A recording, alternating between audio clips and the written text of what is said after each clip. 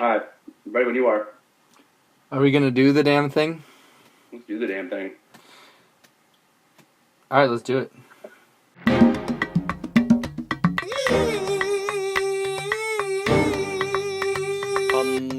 What is right and wrong? Duh. What is good and bad? I always refer to myself as a contrarian. The search for common sense and the defense of free speech. Duh.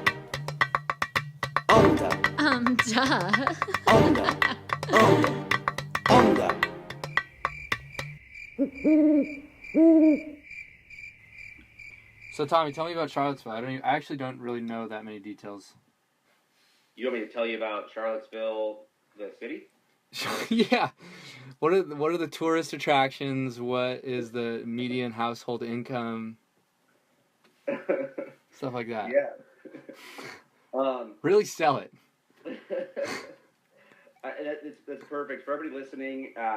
There's some great properties available in Charlottesville for really, really good neighborhoods, good schools. Definitely no racism. Oh man, I hope people don't catch on to the fact that we're using this podcast to help our real estate business.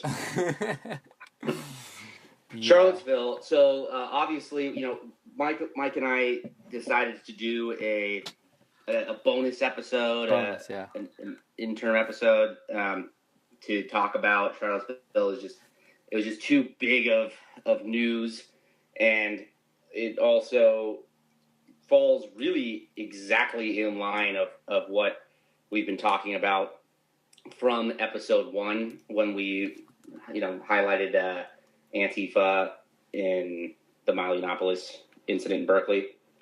So we thought it was a good time to kind of share what our thoughts were around it and have some good conversation. So it'll be I think more of our plan is to have this be a short episode, but we'll see where it goes from here. Yeah. So Charlottesville over the weekend, this past weekend. August what? Yeah. August 13th? August 13th. 2017. And it was a really horrible event. A real barn burner. I'm sorry? A real barn burner. A real barn burner. I don't know if that's the right. I don't think that's when you say. Save that though for something else that comes up.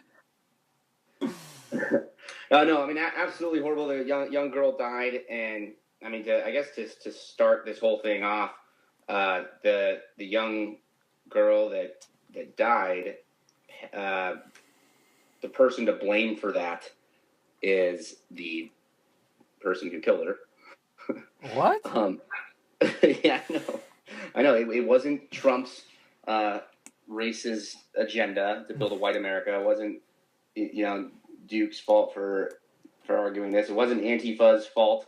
It wasn't anybody's fault but that murderer. And, he is a piece of human garbage who deserves to spend the rest of his life in prison.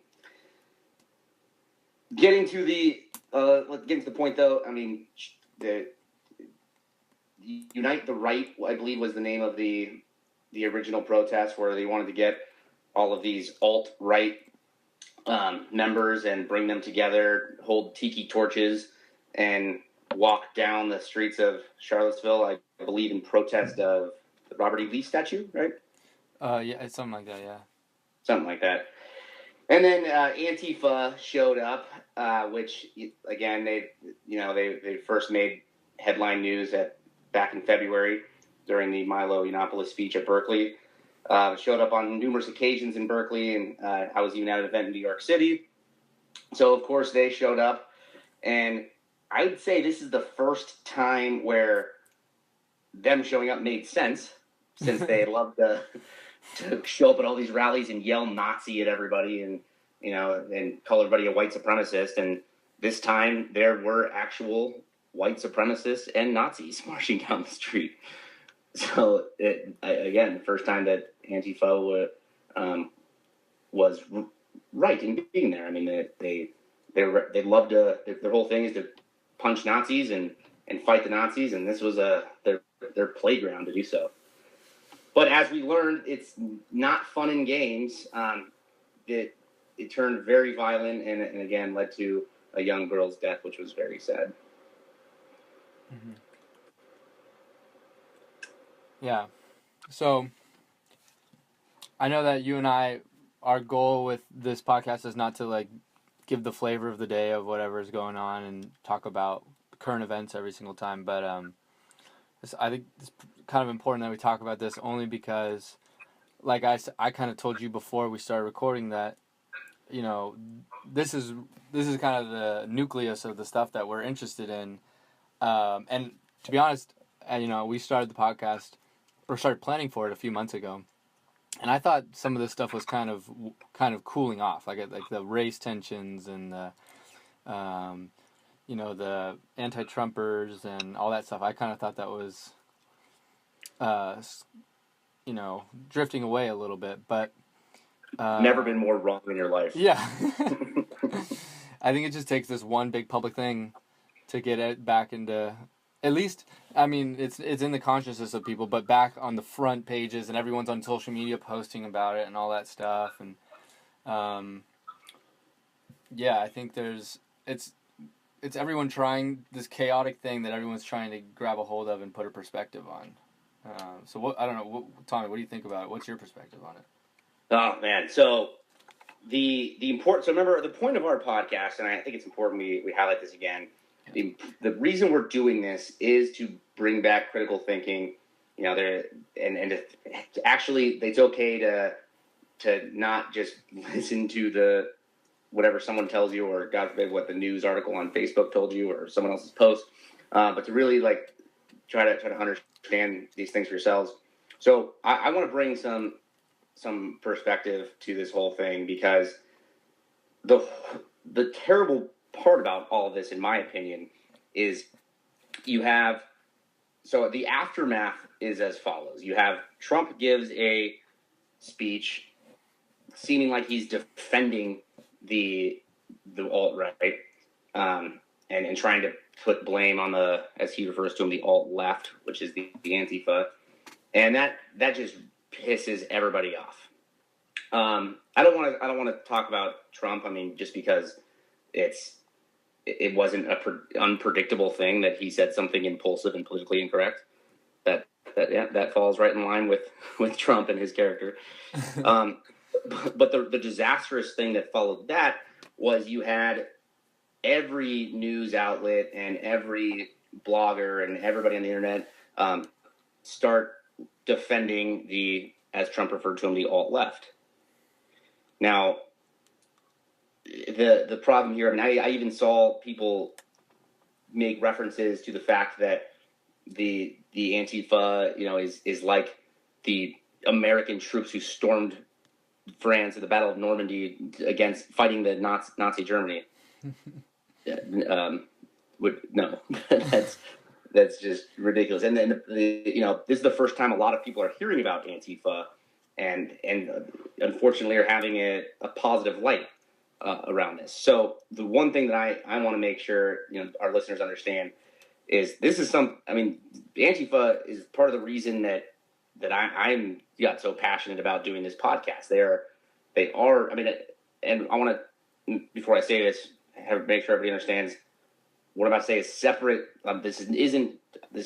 You shouldn't take this as I'm defending anything that happened in Charlottesville. I stand by what I originally said. White supremacists and Nazis are human garbage and don't, you know, and belong behind bars, especially the one who committed that murder. Well, not all of them. Not all white supremacists are. Just the violent ones, right? Just the violent ones, yes. Thank you.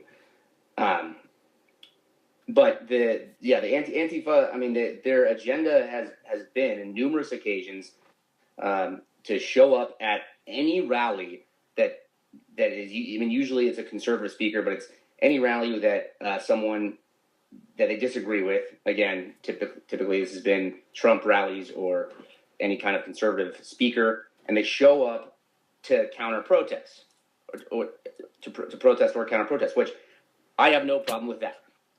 But when these guys show up with clubs and bats and their mission is to not only disrupt the rally but hurt people that they disagree with, well, then it leads to what we saw in Charlottesville. It leads to, I mean, eventually people are going to start bringing guns to these things, and it's just going to have like these horrible acts of terror happen on random streets in random cities like beautiful Charlottesville. Mm-hmm.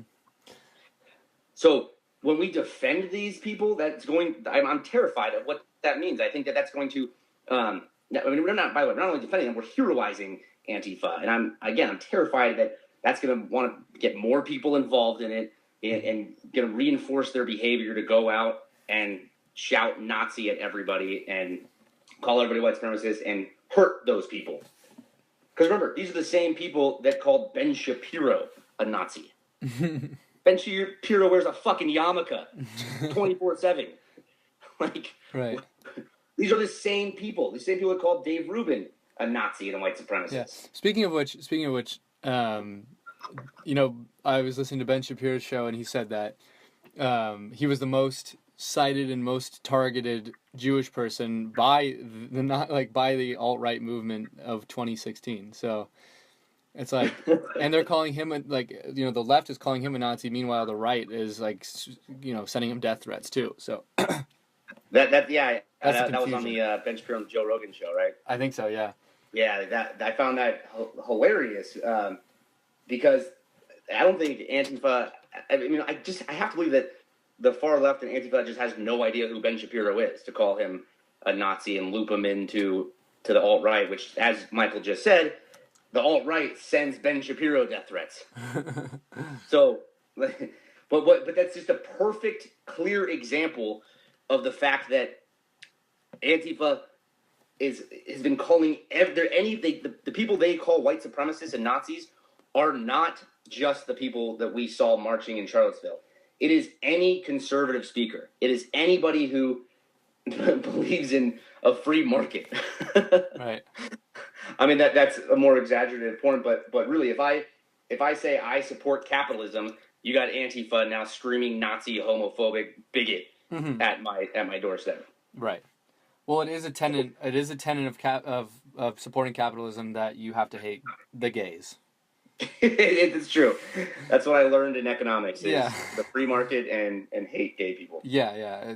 They don't contribute in any way. So that's step one. I mean, that's just economics 101. So yeah, you got to loop it all in. So I mean, please, like, for those of you who are listening, right, rethink some of your initial thoughts here. Is that Antifa should not be heroized. Should not be. Like, they are terrible, terrible people. And again, this is not a defense of the alt-right or anything that happened in Charlottesville. This is to make sure that we're aligned on this point that these are destructive, terrible people and should continue to be vilified. Yeah, I think of course, there's a spectrum of people protesting. You know, there's peaceful protesters against this, against the Unite the Right movement with the Nazis and the white supremacists. But, you know, I think part of what we're seeing is that everyone wants a villain. Everyone wants to have a bad guy. And, you know, white supremacists are a really great bad guy. Like, that's great because, you know, like, I don't know if I mentioned this before, but, you know, World War II, Nazis had the branding, they had the swastika. They were like, now looking back on history, you can easily point out who the bad guy is and who's the good guy. And, you know, you got like Inglourious Basterds, the Quentin Tarantino movie, where it's just one big porno of killing Nazis. And so... Beautiful scene. So, I think it's really easy for people to vilify one side, and that's okay because I mean a lot of what's coming from that perspective is, you know, nonsense. But, you know, I've been listening to a lot of Jordan Peterson lately, and I think Tom, you have been as well. Yeah. And one of his favorite writers is Alexander Solzhenitsyn. I don't know if I'm pronouncing that right, but basically he wrote about the gulags in post-war Soviet Russia and how the Russian government constantly took political prisoners and enslaved the masses and made them work in Siberia and all this stuff. And I think part of why there's two big factions fighting each other is because there's some quote by Solzhenitsyn where he says, if only it was as easy as pointing out where the bad guy is and always finding who that is. But the truth is that there's the line between good and evil is in each person's heart, and that no one wants to get rid of a piece of their own heart. Because, so like the general gist of it is that everyone is capable of good and evil. And it just depends on where you align yourself, where you get caught up in this discussion. So I think it's just, it's obviously clear that you don't want to be supporting any sort of violent movement or any movement that's extreme. In the case of like you said, showing up with bats or showing up with weapons and getting ready to fight. I think the Unite the Right movement, the people the white supremacists and Nazis and neo-Nazis who organized this event, they first got a permit to hold the protest, and then they got denied, and then they took their case, I think, to the ACLU, and then the ACLU fought on their behalf, and then they got it overturned so that they could protest. And I think that's what you and I both agree on, is that no matter how despicable or bad someone's viewpoint is, you should let them go out and protest. They have the right, yeah. Right. It's like they have that right, and under the Constitution. Yeah, I mean they have. You said this in the first episode, and I'm gonna quote you because it fits perfectly here. As you said, even if there was someone who had an idea to take organs from orphan children, right? Like something just ridiculous. But you said even if that was just some crazy, psychopathic, malicious idea someone had, they still have the right to speak their minds. Right. And we should never, I mean, as disgusting as you may think someone's opinion is, like racism is a very disgusting opinion for one to have. But if they have that opinion, don't hurt them. Don't punch them in the face. I mean, personally, if I was confronted, I thought about this just now as you were saying that. If I had confronted a true white supremacist, right, and I had the opportunity to say something to him, go ahead. Ask me anything you want to know.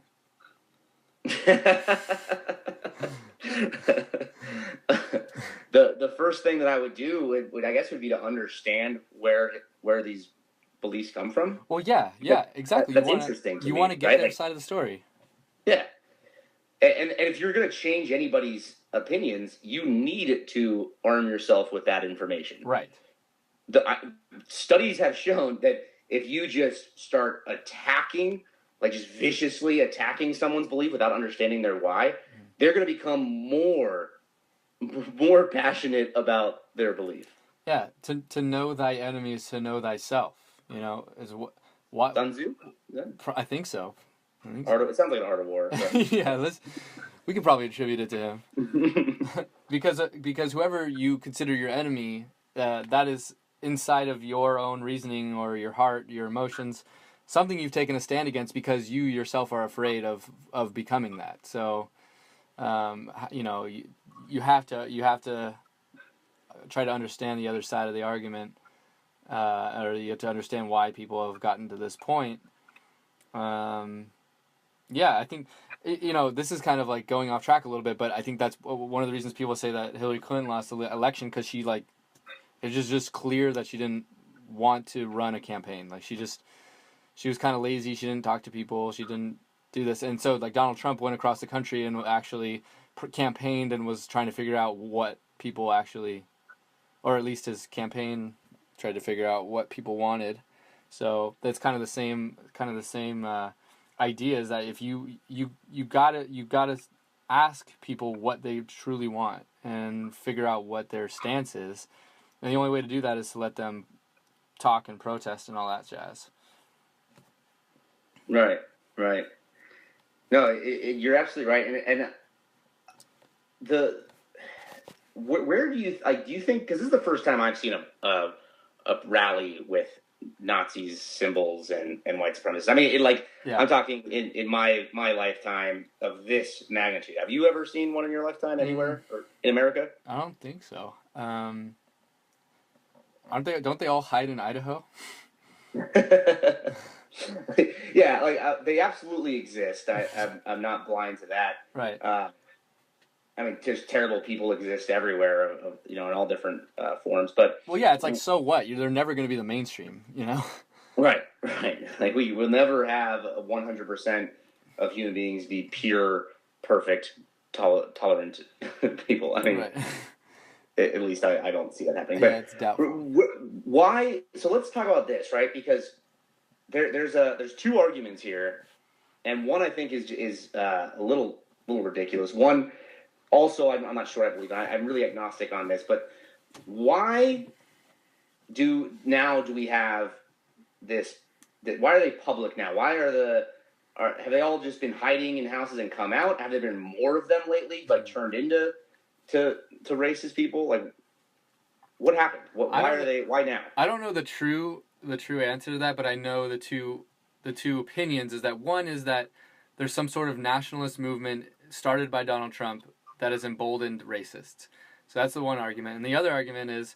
So, sorry, I just want to clarify. Yeah. So, the nationalist movement, like the whole... no Mexicans, no Muslims, we're going to... And, Richard Spencer starting that, Heil Trump. Right, yeah, exactly. Heil Trump. We're Make America Great Again is code for Make America White Again. That's the...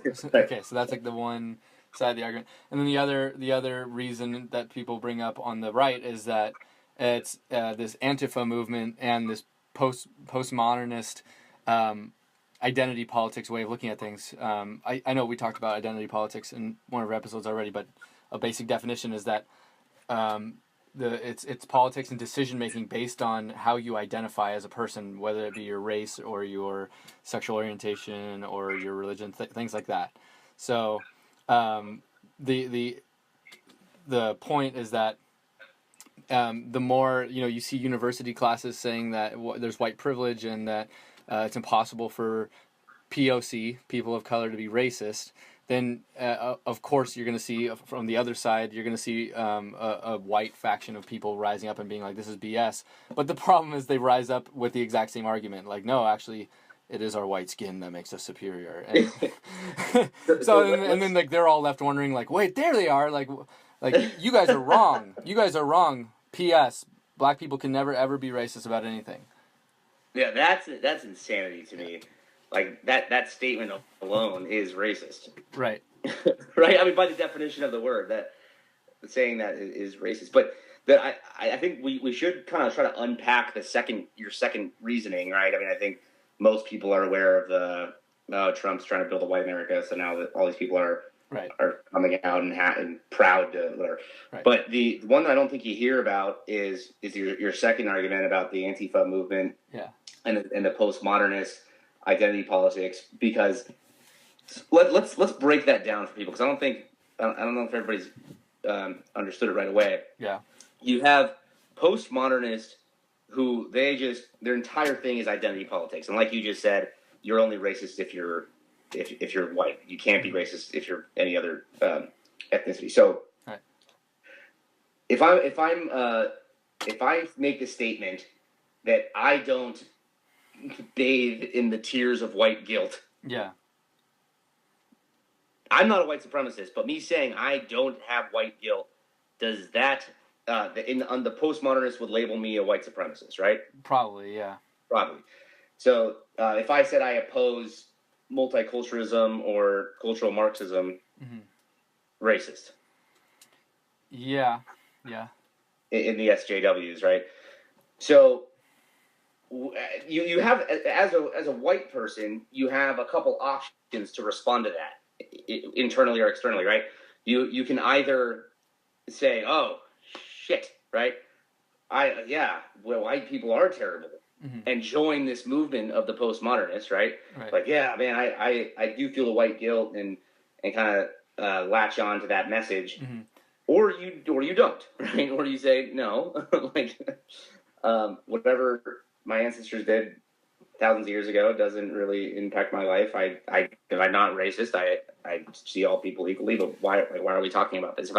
If you take that stance, right, but you continue to get labeled a white supremacist for that, I think the argument that you were referring to is if you're in that camp where you reject white guilt, right, and you don't see a racist world, you don't play identity politics, I think you're going to end up with a lot of people who say, fine, we're playing identity politics, well, then mine is white, so that's the one I'm going to be proud of. Exactly. And then you end up with more people marching down the street saying things like white lives matter. Right. Right? Like, that's, I think that's, you have new people that joined the alt-right, and you have people that never would have been considered, they never would have been white supremacists, and never, that's not who they are, but you postmodernists forced them into identity politics, and they chose white. Yeah. Like, that's my team. Right. Yeah. So I think that's one major piece, and then the other is that you have people who are truly always been white supremacists and Nazis, who the reason you're seeing them for the first time is because of the postmodernists just screaming hateful attacks against Nazis and white supremacists and saying white people are evil. That finally those people had enough and came out of their private lives and said, yeah, you know what, fuck it, we're coming out and we're doing our own rally. Right. Yeah, and I actually don't, like I said, I don't know too many of the details about Charlottesville. I'd be interested to see how many actual people showed up who identified as part of that initial protest of white supremacists. Was it a couple thousand? I don't know. Do you have any idea about the Richard Spencer Heil Trump thing? Like how many? Do you know like roughly how many white supremacist identifying people there were in that protest in Charlottesville? Or oh, I don't have those numbers at all. I mean, I know that there absolutely were some, right? I mean, I wouldn't feel confident to say a number. Yeah. Okay. Yeah. Well, either way, it's a fraction of 1%, but it's a fraction. It's a fraction though is the important part. Like I think that everybody is under the impression that 100% of the people there were actual white supremacists. Oh yeah, no, I just mean like in general, like those people with those views are a fraction of 1% of the American population. 100%, yeah. Yeah. So, but I think just to quickly explain like what postmodernism is. I don't fully understand like all the baggage that comes with that word, but I think from what I understand, postmodernism is a movement that you see a lot in college these days. It's basically saying that the way you identify with your surroundings in the world is like every human is a blank slate. Like you're born and gender is nothing. Your environment determines everything. There's no like genes don't play a role in things, and so I think what like the ramifications of it are like the breakdown of what people would say made Western society great is that you have these ideals like freedom of speech and other things like that are under attack because with the postmodernist movement, it's like, well, this is my identity, and if you say it's not my identity, then that is equivalent to violence because without that, then you're depriving me of my personhood, right? So that's kind of like a little snippet of how I understand it. But yeah, I think regardless, it's just it's fun to talk about this stuff. Of course, like I love discussing and debating and talking about the philosophy behind what these movements are. but at the same, it does have real world ramifications. Like I remember myself being in college and learning about microaggressions for the first time, which is like, you know, you're talking to someone, you know, say you're talking to someone who's Asian, and you ask them, where are you from? And if they respond, I'm from America, like that's like, you're the most racist person on the planet Earth. Like, it's like, oh, sorry, like, you know, you make like a social faux pas, like you assume someone's from a different country and they're not, or something like that. So like that actually had real world consequences of how I conducted myself around people, because like I was seeing this stuff on social media, I was seeing it in my classroom, and I was like, oh man, am I just like the worst person ever for microaggressing people in the past? And I start remembering these things, and yeah, so it's not like these ideas are completely innocuous or have no effect on real people or in how they conduct themselves. It's like, it's actually very, like, culture is a very powerful tool in how people live their lives and decide to make decisions for themselves. Yeah. Yeah, the postmodernist movement, I mean, I think Jordan Peterson noted that a lot of the origin of it comes from ways to, like, a brilliant persuasive tool, meaning politicians came up with a way to push their political agendas. Mm-hmm. I mean, it works. It's proven to work. Identity politics is brilliant. You get everybody saying, "Oh yeah, well I don't like racism. Mm-hmm. Yeah, I don't. You know, I believe in equal rights for all." Great. Then you got to vote for this person. Mm-hmm. Right. It's like you got to. It's being afraid. It's like putting the fear in people of questioning things, and like, because if you even say something like, let's come up with an example, like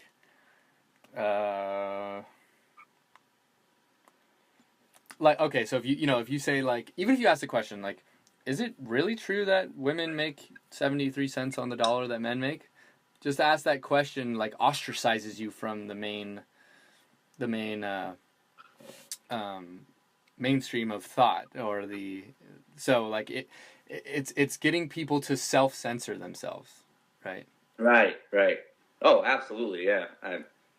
That's. I mean, you even have like, my parents, I hear, even self-censor, mm-hmm.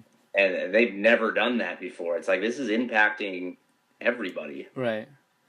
And the self-censorship goes all the way down to a vote. Yeah. It's like, it's not necessarily just how you talk in public. It can really affect everything, down to who you decide to put in office. Yeah, I mean, because it's like, just to take racism, just because it's the easy topic, what we've been talking about, and voting. I mean, let's compare for a second politics, policies, and racism. I mean, that's what politics do, is they create and manage policies. Mm-hmm. Like, that's it, right?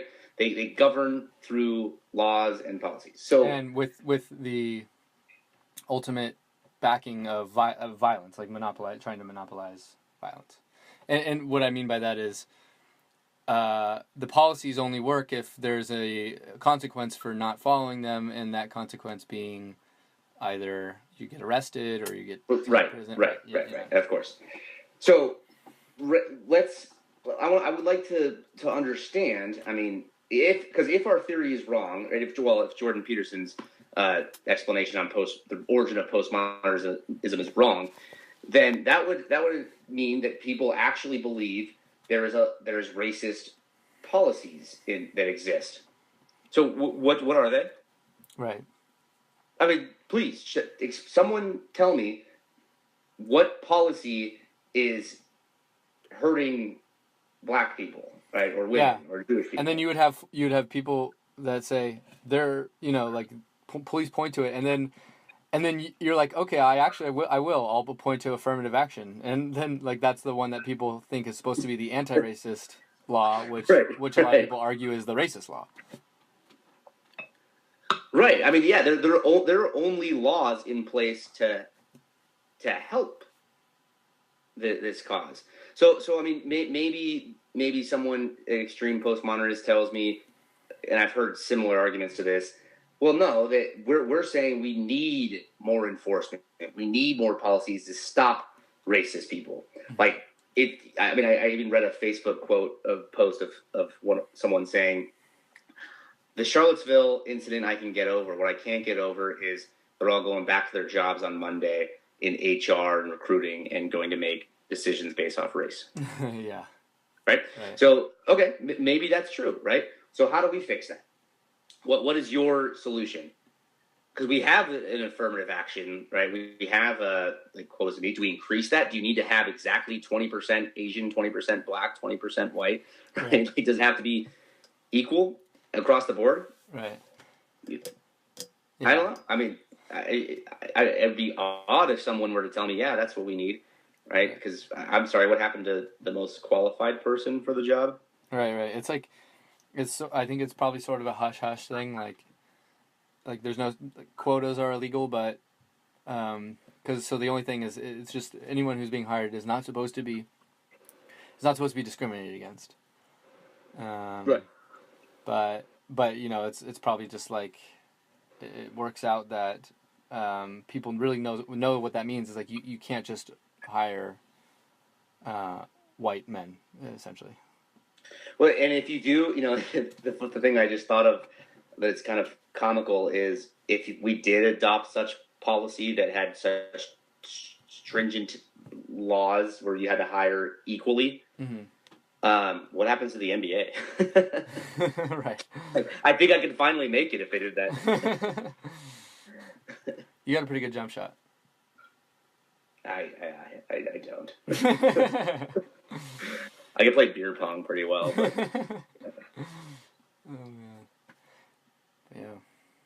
Yeah, I mean, so I guess it just comes down to, like, you know, if you're gonna buy into identity politics and stand on the street and protest, like, just that's great. I mean, protest, but what are you protesting? Are you protesting a law? Are you protesting a policy? Or do you want a policy in place? What do you want to change truly? Like, how if you were in charge, what would you do? Mm-hmm. That's where it should start. If you were in charge, what would you do? And then you have a real purpose protest, and you create opinions, and you make something of your life. But just joining this movement just because you don't want to, because your fear of yourself being labeled a racist, or joining a movement because it's actually the cool, trendy thing to do, right, is fucking terrible. Right. It's gonna get you nowhere. Right. Yeah. And I'm on one right now, so I'm gonna I'm gonna mention you because we talked about Jordan Peterson a few times. He said, I love this quote. He said, in a message to millennials, he called it, and even Valentino mentioned how in our second episode how all young people want to change the world, all college and post college want to make a difference, make their stamp on the world, and Jordan Peterson gives a message to millennials, and he says, if you want to change the world, start by cleaning your room. Before you give advice on how the economy works, clean your room. The economy is this massive, intricate thing. Like, you don't know how it works, right? You can't even keep your room organized. and that just it swung home so hard for me, because it's like, you know, all these people who preach, all these young people want to preach socialism and preach, you know, their advice on how the world should work. Great. You want to make a difference. You want to change the world. You know a way to do that? Be great yourself. Right. Like, be massively successful and put yourself in a place where you can actually influence the world. Right. So, and guess what? Blaming politics, blaming other people is not going to get you anywhere. Yeah. I mean, every billionaire on this planet has noted that. If you want to get somewhere, right, take full accountability, do it against all challenges. Don't victimize yourself. Right. Make it happen, then make a difference. Right. Yeah, I think you're right. And just to give a little context, I can't remember who we've talked about and who we haven't, but Jordan Peterson is a He's a psycho. No, Damn. he's a Discredit what I said. he's a psychologist. He's a psychologist who's become really famous on the internet. He's first gained fame or infamy based on what your position is when he refused to use gender pronouns on the University of Toronto campus, which is where he. Oh, talk about that real quick. Yeah, he just. The law in Canada. Yeah, like there's a law in Canada that says if you misgender someone intentionally, because of in their perspective, the Canadian lawmakers' perspective, gender is like fluid and doesn't exist and is not biologically, attached. So like these are real laws. Yeah. You have to say Z, not he. Z. Right. Zer. He, Z. Otherwise, you can go to get a fine or something. It's right. Crazy. Or you refer to someone as they or something like that. So basically, he just said that he would not do that because you can like, the idea is that you can make a law for someone to tell them they can't do something, but you can't make a law like that tells people they must do something or else. Like it's kind of the same side of the coin, because if you say do not murder, right? You can if someone murders, then they'll pay the consequences. So in a way, it is also a law to say like do everything but murder. So that's also like another way to look at it. But his argument is that you can't punish people or imprison people for using words that either they conflicts with their personal belief about or a belief that conflicts with science or anything like that, or enact a policy that can imprison someone for making a mistake on random arbitrary rules, like what you should call someone who doesn't identify as any gender or something like that. Anyway, so that's how this guy got famous, and he's become kind of like, people have called him the YouTube dad because he's given all these lectures about cleaning your room and about taking responsibility for yourself and all that stuff. But I think why you're getting down to it and why he's interesting is because it really comes down to that, is like, I'm not going to sit here and say that I don't think there are larger powers that be that could be keeping certain minority groups down. Like that's a possibility. Like of course that was true when slavery was around and all that stuff. And of course we know that in the world right now slavery has not been eradicated yet. So but at the end of the day, if it comes down to a personal choice, because society is made up of individuals, and the best plan of attack for yourself personally is to pretend like those things don't exist and just do your best, right? Yes. Yeah. That's perfect. I mean, it's sort of fine. It's self-delusion Fine. in a way, right? Just kind of like, okay, like, you know what, fuck it. Like, I'm just gonna, even if like you said, like, don't let anything get in your way. Like, even if these things get in your way, you just pretend like they don't exist and go. Yeah. Like okay, fine. This is true. In fact, there are racist policies in the world, and there are all of this, their oppression, right? Okay, well, then that sucks. You have a challenging life, right? But if you want to get out of it, then focus on how to overcome that. Don't victimize yourself, mm-hmm. right? Because the victim mentality is only going to keep you there. Right. I mean, and this is obviously not even real, because I don't really believe there are many groups that are oppressed. But the show Daredevil on Netflix? Oh, no, I haven't seen it. But Daredevil, the superhero, right? Yeah, so Daredevil is a blind superhero, and when he was a child is when he became blind by some radioactive chemicals getting in his eyes. And I was watching that on Netflix, and his like trainer who taught him how to fight and stuff, he comes in the hospital, and the kid is, it's a 9-year-old kid. He's laying in the hospital bed, just went blind. It's tragic. It's like a horrible thing to happen to any human, let alone a child, where your vision is taken away. And he's clearly a depressed child. He's like, this sucks. And so the mentor, his new mentor, who becomes his trainer, his name's Stick, and he says, oh, so tell me what happened. He's like, well, I got in this car accident and the chemicals came in my eyes and I went blind. And then the guy says, oh, and then you died?